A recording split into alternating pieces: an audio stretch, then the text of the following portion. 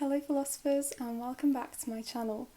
My name is Grace and I'm starting this series to initiate discussion about philosophy and through this hopefully share my passion for the subject.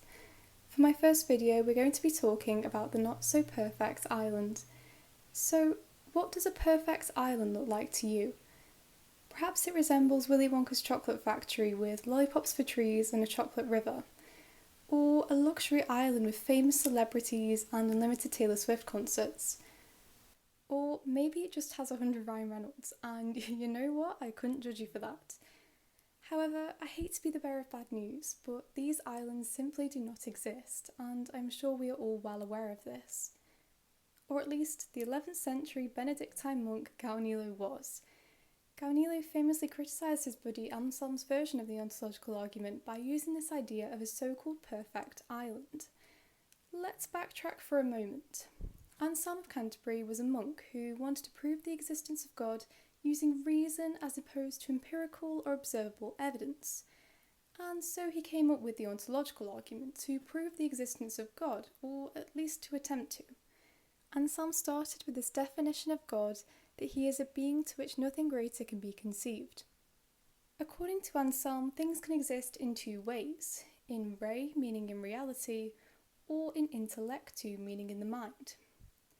Anselm claims in his next premise that it is better to exist in re and intellectu rather than just in the mind, because to not exist in reality would be a limit to perfection, and hence God must exist.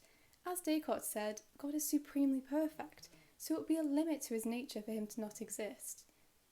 But doesn't that mean that the island should exist too? Isn't it a limit to my perfect island of 100 Ryan Reynolds if it simply did not exist?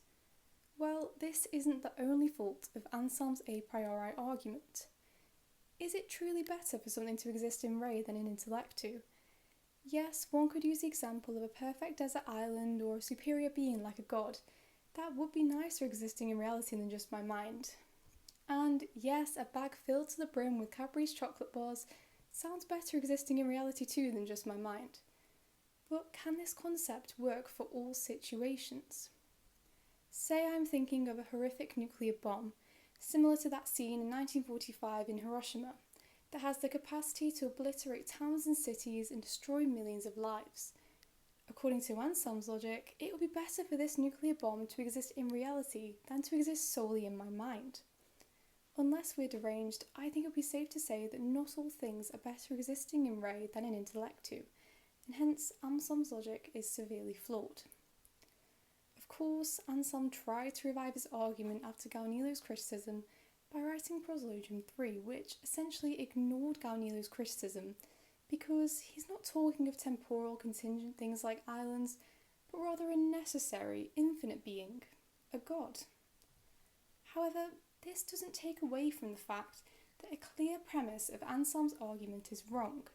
The premise that it is better for things to exist in re than in intellectu, and for an a priori argument to succumb to a satisfactory conclusion, all of the premises must prove true.